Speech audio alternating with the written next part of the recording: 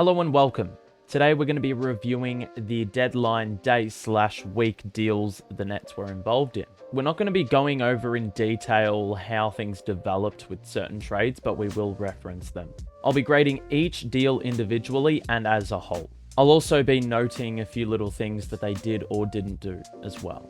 Let's begin. Alright, so the first deal, which was highly publicized, we're going to go through those two first. The Kyrie Irving deal involved Kyrie and Markieff Morris going to Dallas, and incoming was Spencer Dinwiddie, Dorian Finney-Smith, a 2027 second and 2029 first and second round picks owned by Dallas. Now, I give this move a C+, and why, you may ask? Well, the move was done with the thought by many it would be a win-now move to appease KD, but we all know that didn't happen. Now, two players that should be on a playoff team are not, and we've lost an unbelievable scorer with an insane dribble package, a player who had been dubbed Mr. Fourth Quarter. The trade looks even worse when we consider the circumstances beforehand, how avoidable it was, and the repercussions it had on KD's future, and thus the Nets' future as well. That said, it's not worth holding a player who wants out.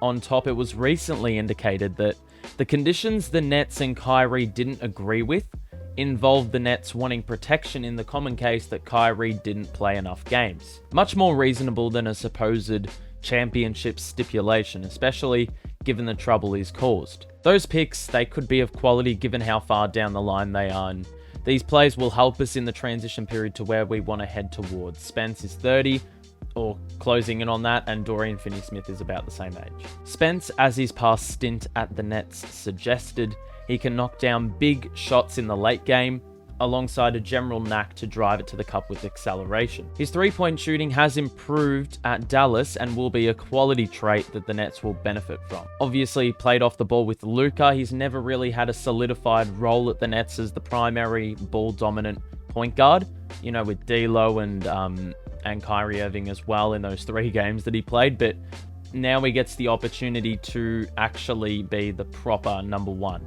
Obviously, depending on what Cam Thomas's role is. Dorian Finney-Smith, he usually picks up the opponent's best wing scorer and is most notably capable of knocking down corner threes. He's improved from the outside in the last 6 seasons, and currently in his prime is a team-first, gritty player loved by fans for that exact reason. Now we move forward to the Kevin Durant trade. Obviously, KD out and TJ Warren gone. Mikal Bridges, Cam Johnson, Jay Crowder all in.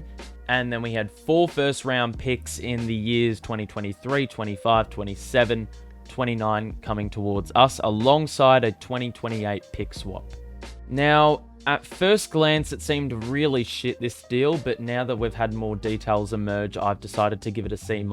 Kevin Durant shouldn't have been traded out to start with. That said, if we talk about the return, I can't help but think Ayton probably should have been rerouted and we end up with picks or a player of all-star caliber that fits team needs. Obviously, I'm alluding to Ayton clashing with Clax if we brought him to Brooklyn. It seems like underpay. That said, there's plenty of picks available for use down the line, and yet again, far too far down the line to predict what the Suns will be at that time. Mikal Bridges seems like he's ready to take a leap, having scored over 20 in his last 6 games.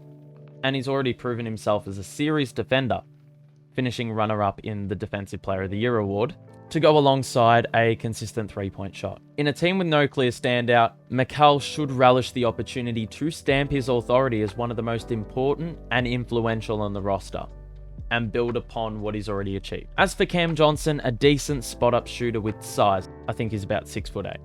Defensively, I actually underrated him till I saw some highlights. He can definitely hold his own. And offensively, he's a marksman, shooting 46% from 3 on the season, a career best shooting output overall, and a very active mover off the ball. Whilst both these players loved by the Suns fanbase possess a skill set that definitely serves as a net positive, the loss of KD, having a 50-40-90 season, averaging over 27 a game, being killer in the mid-range and providing a guaranteed bucket, is an astronomical loss. That's not even considering a defensive season which could be considered close to his best in his career, having formed a deadly partnership on that end with Nick Claxton. And now we go into the more minor deals. We've got Kessler Edwards and cash going outward and inbound. Well, not really anything in terms of assets or players, but financially we are benefited, and a roster spot also freed up. I'm going to give this deal a B+, because Kess was really showing sophomore slump form in very little action this season. But he was showing out in the G League, so there's probably a bit of upside there. Given the benefits financially, this made a lot of sense, with Kess not really having a chance to play meaningful NBA minutes, especially with the wing situation now at the Nets. That said, the freed roster spot made sense for a buyout candidate, although the idea of that coming to life now, with the roster out of championship contention, seems pretty unlikely, and should be probably applied to a two-way play potentially, or a G League player picked up off the scrap heap. And then the final deal, obviously we got Jay Crowder, and then we shipped him out to Milwaukee in a 3-team deal. In return, we got 2 second-round picks. It initially looked like 5. And we also got rights to a bloke that continues to be, you know, in our hands. I swear to God, this guy we had rights to about 4 seasons ago and nothing's happened. Nothing surfaced. So I give this deal a B. I mean, he was sold for 2 seconds and wasn't even there 2 seconds. Didn't play a minute and probably wouldn't have. I mean, because he was surplus to requirements. We've got that many wings. And look, I see it like this. Draft capital for a 32-year-old who's barely played this season, I would say it's a good deal. Although the initially reported 5 second-round picks would have been an ultimate heist, and has me a little salty that wasn't the case. And now we look at the depth chart. You can see exactly what's going on here. We've got a crap ton of wings, but also with that comes a lot of flexibility, especially also in the guard positions. I mean, Ben can play tall, Sumner can play off the ball, Spence can play off the ball, obviously with that experience in Dallas with Luka as the primary ball handler. Cam can play the point, Patty Mills can handle, Mikal Bridges could essentially go up to the 2 spot and, you know, make way for one of those wings on the bench that isn't getting time. But we're going to use this as a little basis to see what we missed out on and what we did or didn't do. So the first thing is offloading Seth Curry's contract. You can see that there's a couple players. I mean, that is our deepest part of the roster, the backcourt, in terms of personnel. Not talking about quality, but simply amount of bodies. Offloading Seth Curry's contract, I mean, that seemed like a no-brainer. He's out of contract. We're not contending, and he probably wants to at this stage of his career. And, you know, a lot of second-round picks were being given up on deadline day. It's actually insane how we couldn't even flip Seth Curry for maybe a big or maybe second-round picks. So, obviously, holding him indicates that it's a now move, and we're still, you know, sort of in that window, but, you know, a foot out the door. Now, the second thing is dealing for a center. We didn't do that either. You know, we could have gone with someone young like James Wiseman. That would have been an incredible gamble, but it would indicate we're looking towards the future. We could have gone for Naz Reid, who had been long linked, and that would indicate a more win-now move. Or we could have gotten someone in the middle like Mo Bamba, who's not old nor is he young, but would fit the timeline of some of the players we have on the roster that we've just acquired. Willing to run with it, you know, having Dayron as the backup big indicates it's a future move, and we're trying to expose him and, you know, fast track his development a little bit more. But as I said, it contradicts everything we did with Seth Curry, you know, in potentially contending. And it seemed like centers were pretty acquirable on deadline day, if that's even a word. So it was a little bit disappointing that we didn't get a deal done. Now, in terms of balancing the squad, you can see how many wings there are, and some of those players deserve minutes, and they're the third damn player in their position. In terms of preference, we probably should have gotten rid of a few to sort of, you know, build up a bit of strength in, you know, some other positions, such as maybe the center position. But as far as holding on to those players are concerned, I don't know if that indicates a win now or, you know, looking towards the future, because we've got a little bit of a balance in terms of young and old. Some players that, you know, have higher ambitions than others, but bit puzzling that we've held on to so many good wings that have been envied by other teams around the league. Now, there's been reports that in order to get the Siakam deal done, we needed to trade Clax, and we didn't. Doing that is a now and a future move. I mean, Clax, whether he, was young or old, whether we were contending or not, Clax is a good piece to build around. He's 23. He's only growing as a player. It makes 0 sense to get rid of him. 0 sense in whatever circumstance. And it has been reported that Kevin Durant wanted Pascal Siakam to play with, but that obviously wouldn't have guaranteed his long-term future. And who knows what the KD and Siakam combination would have done in terms of, pushing us towards the higher echelon of teams. So look, I think it's sensible that we didn't pull the trigger. Obviously a big asking price for Siakam, but given he's older and, there was no guarantee of success, I'd much rather stick with a player that I know what he's going to give. And there's plenty of time for him to get better. So the loss is arguably larger if you get rid of Clax. And the last thing I want to cover is Mikal Bridges. Now, this guy was highly touted around the league, especially by Western Conference teams, because obviously now Kevin Durant, Kyrie Irving, you've got to guard those guys. The Lakers getting stronger. So these 3-and-D wings, teams are trying to get him. And one team that is not named offered 4 firsts, and we didn't bite. Now, what is this saying? I think it's a now and a future move. Because in the now, we want to stay competitive. Mikal Bridges has plenty of upside. We traded for him. He was the deal breaker in the Kevin Durant trade. We would not deal KD if Mikal Bridges wasn't a part of the deal, so we obviously highly rate him. So I'm very, very happy that we didn't pull the trigger, and obviously we see something in him.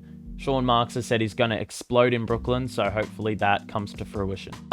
Looking at all those key pointers, it seems like we're a little bit directionless. I still don't know whether we're contending or, building towards contention yet again, or, going the complete different path in rebuilding and whatnot, because we're very much in the middle right now. We can compete, but we definitely can't win a chip, especially with the lack of offensive firepower. And now it's time for me to give my opinion on how this whole deadline period went. The grade. I'm going to give this window a C-. And, I've been chopping and changing between a couple of different grades. I couldn't make my mind up, but I'm slowly warming to the idea of having this roster that can play defense, that plays hard, and does nothing less than give 100% on the court. But we can't ignore the circumstances. We lost 2 superstars in 3 days. It should have never happened. We're about a month removed from us having won 18 of 20. It just descended into chaos in a matter of days, and some of the moves seem directionless. And obviously we've talked about some needs not being fulfilled. That said, there is a silver lining out of all of this. We've got a considerable amount of draft capital. The drama's gone. We've got a bunch of unproblematic players that, obviously bring 100%. They've been fan favorites at their former teams. And it's probably because they're very likable. As I said, there's no drama attached with them.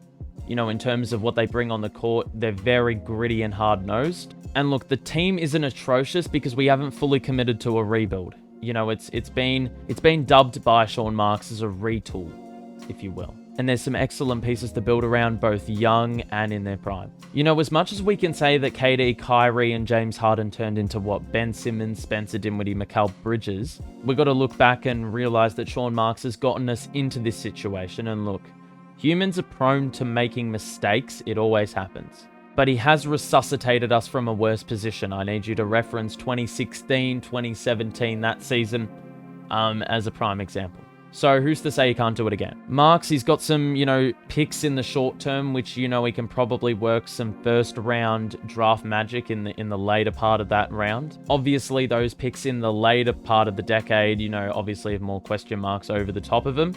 But sometimes that's the gamble you've got to be willing to take. You can win or you can lose. Obviously, we experienced hell at the deadline, especially as fans, but the good thing is that, we didn't come away from it empty-handed and we cut our losses with 2 players that don't want to be there. So in other words, what I'm saying is it's very salvageable.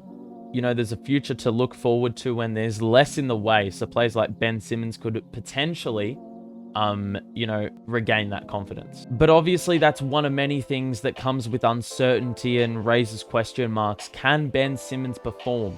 Will he come out of his shell? How defensively good can this team be? Because we've got about 6 3-and-D wings. I think I saw a stat. So yeah, we've got Defensive Player of the Year runners-up in 2021, which was Simmons, and 2022, which was Bridges, plus potentially Clax in 2023 going one better and winning it all. And then we've got 9 players shooting better than NBA average of 36% from deep, the most in the league.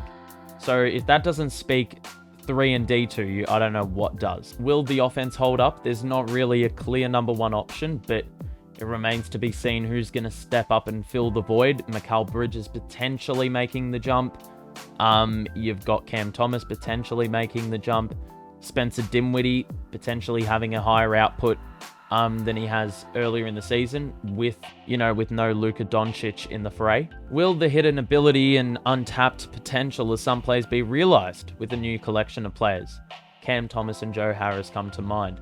I feel as if Joe Harris may potentially be better when Spencer Dinwiddie is facilitating, just purely off that cohesion and the success Joe Harris had, especially in that 2018-19 season when he broke out. How far into the postseason will this team get? That is probably the huge question.